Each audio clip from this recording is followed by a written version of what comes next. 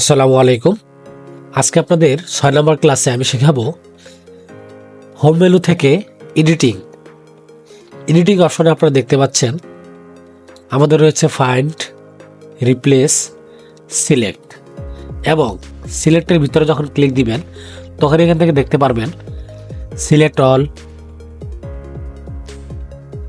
তারপর select object, select all text with similar formatting, no data এবং selection pane. তো চলুন শুরু করা যাক। শুরুতে চলে আসি ফাইন্ড। ফাইন্ড অর্থ হচ্ছে কোনো কিছু খোঁজা, অর্থাৎ আপনার ডকুমেন্টের ভিতরে আপনি যদি কোনো ওয়ার্ড খুঁজতে চান তাহলে সেক্ষেত্রে আপনাকে ফাইন্ড করতে হবে। ফাইন্ডের মাধ্যমে খুব সহজেই আপনি আপনার ডকুমেন্টের ভিতরে থাকা যে কোনো ওয়ার্ডকে খুব সহজেই খুঁজে বের করতে পারবেন। সেজন্য আপনাকে যেটা করতে হবে, ফাইন্ড অপশনটিতে ক্লিক করতে হবে। আপনি চাচ্ছেন এই জায়গা থেকে আপনার এখানে ফ্রিল্যান্স কথাটা কত জায়গায় আছে সেটা আপনি খুঁজে বের করবেন।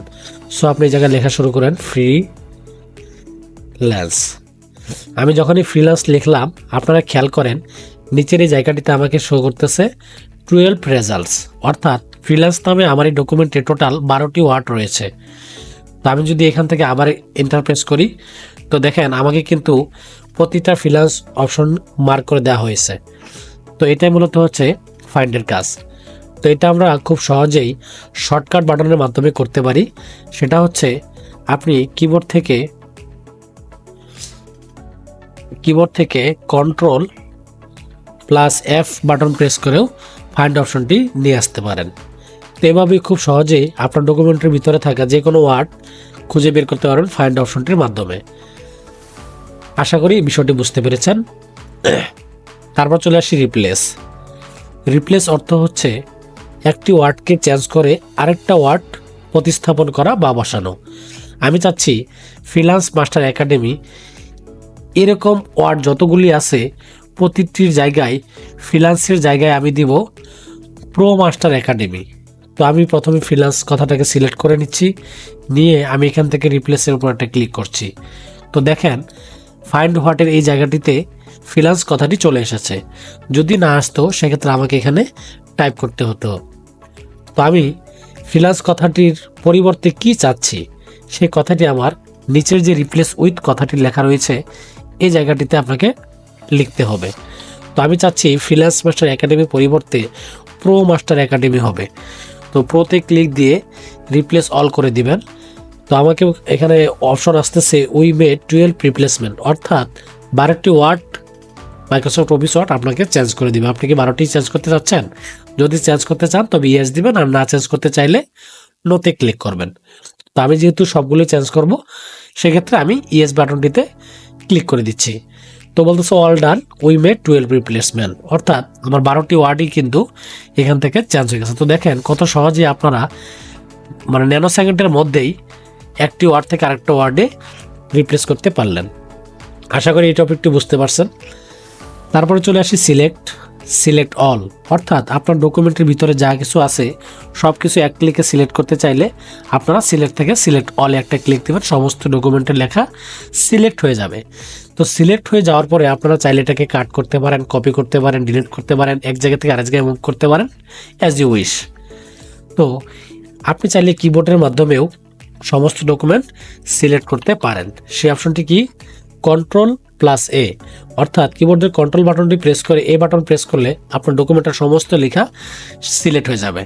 এই কাজটি আপনারা কন্ট্রোল কিবোর্ডের মাধ্যমেও করতে পারেন অথবা এই মেনু বার থেকেও সিলেক্ট অলের মাধ্যমে করতে পারেন। তারপর আসেন সিলেক্ট অবজেক্ট। সিলেক্ট অবজেক্ট মানে বোঝাচ্ছে আপনার ডকুমেন্টের ভিতরে লেখা বাদ দিয়ে, অর্থাৎ এই টেক্সটগুলো বাদ দিয়ে যদি আপনার ডকুমেন্টের ভিতরে কোনো ছবি থাকে, কোনো শেপ থাকে, কোনো কার্টুন থাকে, সেই জিনিসটাকে সিলেক্ট করার বিষয়টি হচ্ছে মূলত সিলেক্ট অবজেক্ট। তো এটি যদি আমি সহজভাবে বোঝাতে চাই তাহলে আমি আমাকে একটি পিকচার নিতে হবে। তো আমি এখান থেকে একটা পিকচার নিয়ে নিচ্ছি, এই পিকচারটা আমি ইনসার্ট করে দিচ্ছি। আচ্ছা, তো এখন আমার ডকুমেন্টের ভিতরে এই পিকচারটি কিন্তু চলে এসেছে। তো আমি চাচ্ছি এই পিকচারটিকে সিলেক্ট করব। তো এরকম ক্লিক করতেছি বাট পিকচারটি আমার সিলেক্ট হচ্ছে না। সেই ক্ষেত্রে খুব সহজেই এটাকে সিলেক্ট করার জন্য আমরা কি করব, সিলেক্ট থেকে সিলেক্ট অবজেক্ট অপশনটিতে একটি ক্লিক করে দেন পিকচারের উপরে ক্লিক করলে আমার পিকচারটি খুব সহজেই সিলেক্ট হয়ে যাবে। তো এই ছিল সিলেক্ট অবজেক্টের কাজ। তারপর আসি select text, select all text with similar formatting. অর্থাৎ এই যে আমরা আমাদের লেখাটিকে যে কালার করলাম এবং নিচে আন্ডারলাইন দেওয়া আছে, এরকম আর ডকুমেন্টের ভিতরে কোথায় কোথায় এরকম লেখা আছে, ঠিক অনুরূপ লেখাটিকে সিলেক্ট করার জন্য আমরা প্রথমে এই লেখাটিকে সিলেক্ট করে নেব এবং আমি এই জায়গাটিতে ক্লিক করলে কম্পিউটার আমাকে এই টাইপের যত ফরম্যাটিং আছে সেই লেখাগুলিকে সে আলাদাভাবে সিলেক্ট করে দিবে। তো আমি এটাকে সিলেক্ট করে select text with similar formatting যখন ক্লিক করব, তখন এই ফরম্যাটিংয়ে যদি আরও কিছু কোথাও থেকে থাকে সেক্ষেত্রে কিন্তু এটা সিলেক্ট করে দিবে। তো খেয়াল করেন এটার সাথে এটার মিল আছে, যার কারণে এটা সিলেক্ট করে দিয়েছে। তারপরে আরও আসি, তো এইটার সাথে এটা মিল আছে, দ্যাটস ওয়াই এই দুইটা লেখা আলাদাভাবে সে সিলেক্ট করে দিয়েছে।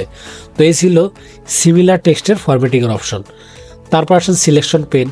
সিলেকশন পেনের কাজটা কি, তো আমরা যখন আমাদের ডকুমেন্টে আলাদা কোনো অবজেক্ট নিয়ে আসবো, সেটা পিকচার হতে পারে বা আদার্স কিছু হতে পারে। তো আমি এখান থেকে এটাকে সিলেক্ট করে নিচ্ছি, তো ছোট করে নিচ্ছি। তো খেয়াল করেন আমি যখন আমার ডকুমেন্টের ভিতরে একটা পিকচার নিয়ে আসলাম, তখনই কিন্তু সিলেকশন পেনের এই জায়গাটিতে পিকচার টু নামে একটি অপশন শো করছে। তো আমি চাইলে এটাকে সাময়িক সময়ের জন্য হাইড করে রেখে আমি আমার কাজ করতে পারি। আবার যখন প্রয়োজন হবে তখন আমি এখানে ক্লিক দিয়ে এটাকে আবার শো করতে পারি। তো এই ছিল সিলেকশনের অপশন।